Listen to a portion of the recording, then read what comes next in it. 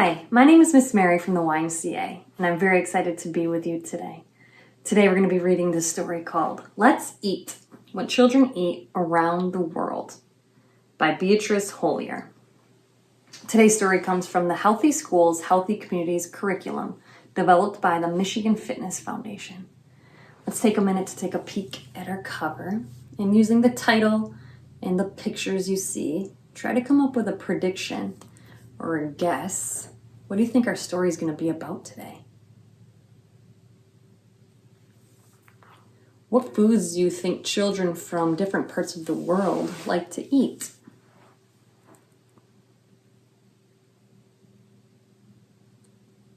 Where do you get the food that you eat? Do you go to the market, a garden, the grocery store, a restaurant?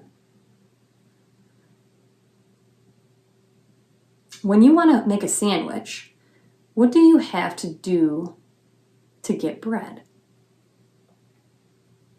Think about all the steps it takes. You got to go to the store. You get it maybe out of the cupboard. Have you ever baked your own bread? Who usually prepares the food at your house? Do you ever help? Well, let's listen. Let's find out what all these different kids eat around the world. Let's Eat, What Children Eat Around the World by Beatrice Hollier.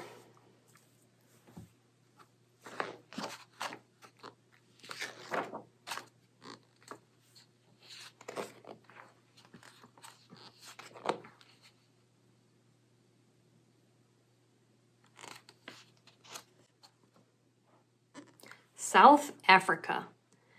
Rejoice Thembelele Mthembu, Thembe for short, is 8 years old. She lives with her grandmother, uncle, aunt, and 3 cousins in the Green Hills outside the city of Durban on South Africa's east coast. Thembe and her family don't have much money, but they always have plenty to eat because their crops grow easily in the warm, wet climate. My favorite food is Weetabix, but I don't get to eat it very often. I like to chew on a piece of umoba, sugarcane. Thembe's village has no electricity or running water. Most days, Thembe walks down to the bottom of the valley where a spring bubbles up through the rock into a pool. She carries the water back up the hill in a clay pot. Thembe begins her day by helping her grandmother Gogo make a big bowl of puthu for breakfast. Puthu is a stiff porridge made from maize, which is grown in the fields around the village. Thembe shares the puthu with her uncle, aunt, and cousins. Her mother and father live with her father's family in another village. After breakfast, Thembe walks across the hills to school. When I grow up, I would like a well-paying job so we can spend less time thinking about food. At school, Thembe does some weeding in the vegetable garden. The children either take what they grow home to their families or sell it to raise money for the school. Thembe thinks working in the garden is important but boring. She would rather be cooking. After school, Thembe collects some firewood and builds a fire underneath the cooking pot. Sometimes Gogo asks her to climb the lemon or mango tree to pick fruit. Today she needs mealie meal, cornmeal, so she asks Thembe to walk to the grocery store. On the way home, Thembe carries the mealie meal on her head. If she really concentrates, she can do it without holding on. All the women in Thembe's village carry firewood and water this way. I like cooking the chips and looking at the chips and sweets in the shop. Now and then Gogo has some spare change and lets me buy some. Thembe starts dinner by boiling the mealie meal to make puthu. She knows how to cook most things and only needs help to prepare the whole meal. Tonight's dinner is her favorite. Beef grilled above the cooking fire with barbecued mealies, corn on the cob, madumbes, a root vegetable like a potato, puthu, and amasi, sour milk, which they have as a sauce and as a drink. The puthu is served first to fill them up and make the meat go further. Thembe piles the puthu into a bowl with some vegetables and sits down to share it with her cousins. Children, men, and women all eat separately, using their fingers according to Zulu tradition. As she scoops up the food, Thembe chatters excitedly with her cousins about the big wedding party planned for the next day.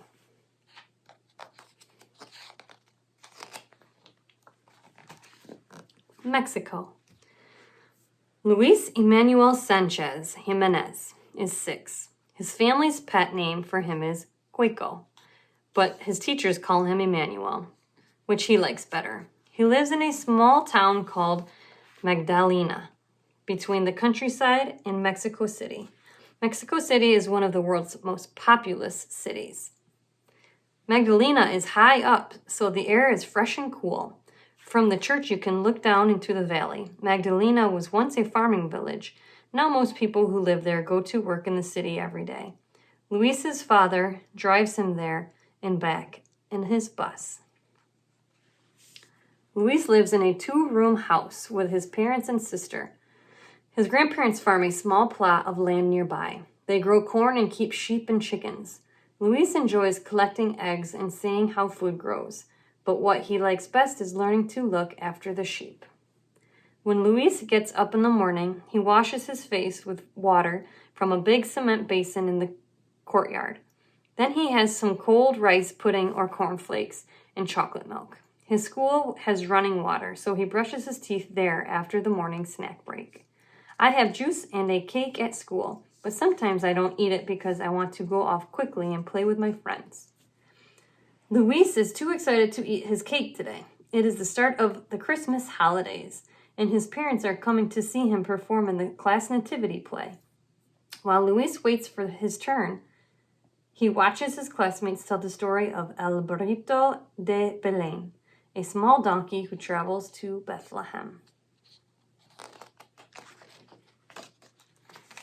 A special day in Luis's life, fiesta. Just before Christmas, Luis visits his other grandparents for a fiesta to celebrate their town's patron saint. Everyone gets up early for church and fireworks. Then they come home for a big family brunch.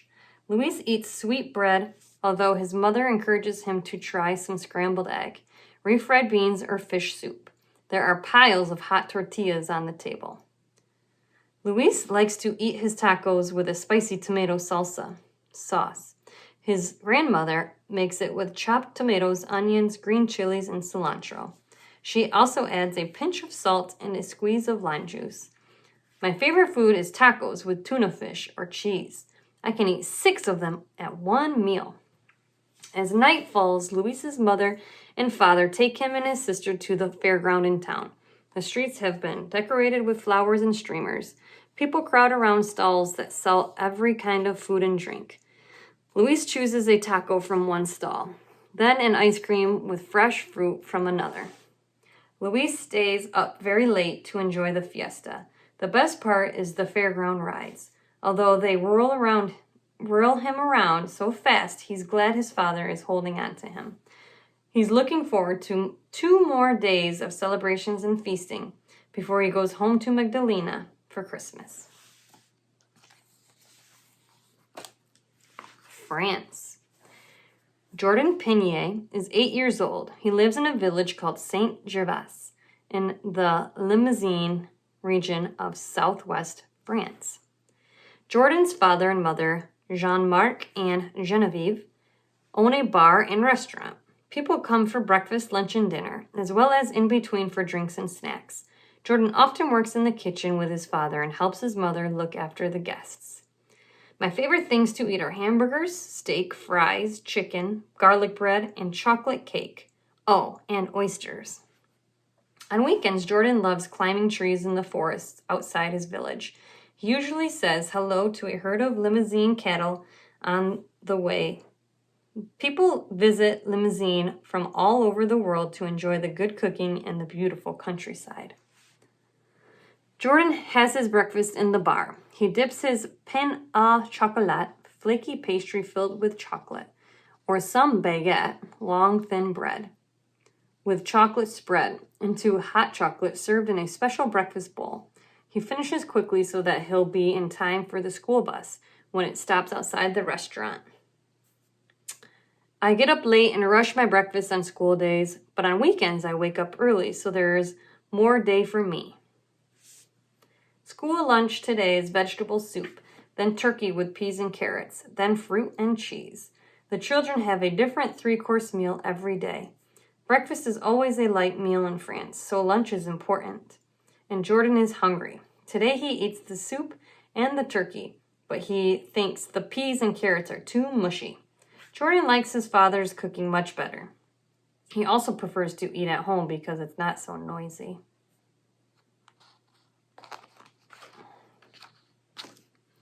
When he has finished his homework, Jordan makes a chocolate cake. He doesn't need a recipe. He breaks egg into a bowl, adds cocoa powder, yogurt, flour, and butter, then tastes to check. He thinks the mixture needs more sugar. Once he is sure it's perfect, he butters a baking pan and puts the cake into the oven. When I grow up, I might be a fireman, a doctor, or a chef. While his cake is baking, Jordan helps prepare for dinner in the restaurant.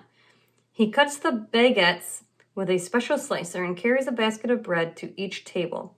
Everyone eats lots of bread, so the baskets are refilled throughout the evening. Before the guests arrive, the family has their own dinner. Jordan likes oysters because they taste of the sea. He enjoys cutting the oyster from its shell and scooping it into his mouth. His father has opened 12 for each of them. Oysters are good for you.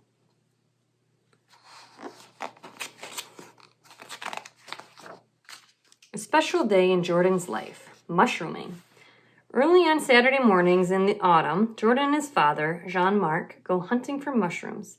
Each time they go, Jordan learns a bit more about the different types and how to tell them apart. He knows that there are some you shouldn't pick because they are poisonous. I started looking for mushrooms when I was young. I don't remember when. The best mushrooms they find are called cepes. Some of them are as big as plates. Jordan is very pleased when he finds one small and 4 large cepes. Jordan is learning how to clean the mushroom stem by stripping the outer skin with a knife. He puts the piece of mushroom that he cuts off back on the ground and covers them with moss so that they will grow into new mushrooms next year. Back at home, Jean-Marc cooks the mushrooms in butter. Jordan has some for dinner with steak and potatoes. He is proud that, thanks to him, the restaurant guests will enjoy a special treat tonight. We have been to mushroom paradise.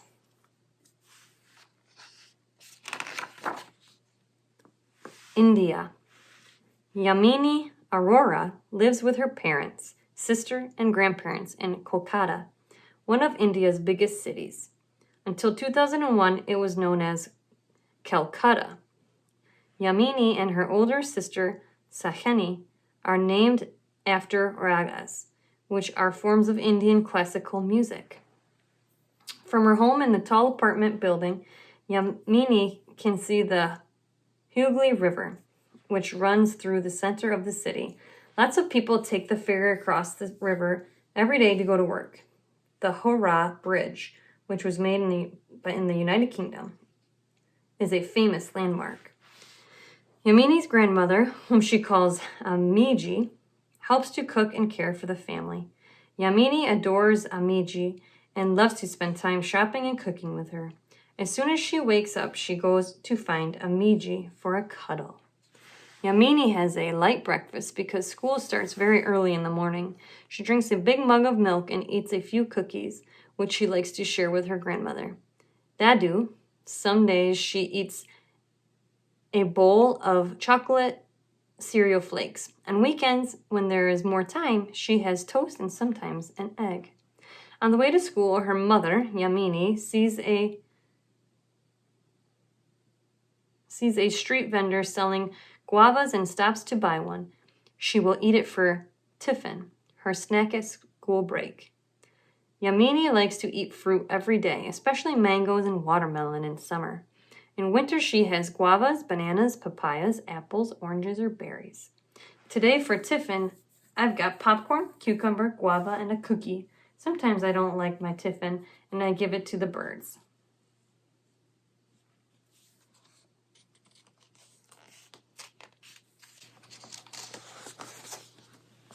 The end.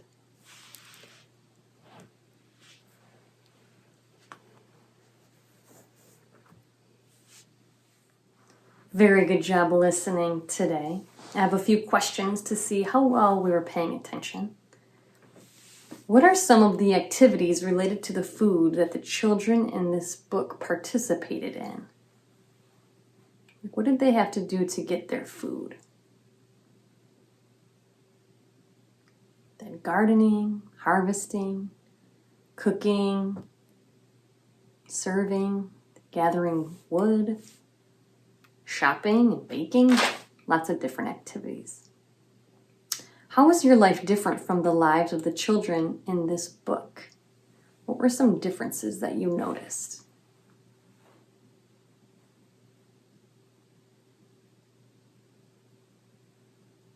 We all might have different answers for that one, won't we? Why do you think it's important to be physically active every day?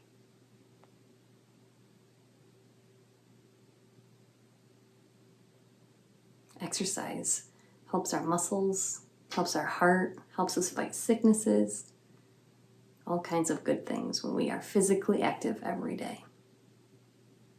What is one thing that you could do every day to be more physically active? Think of something you enjoy doing that you could do every day.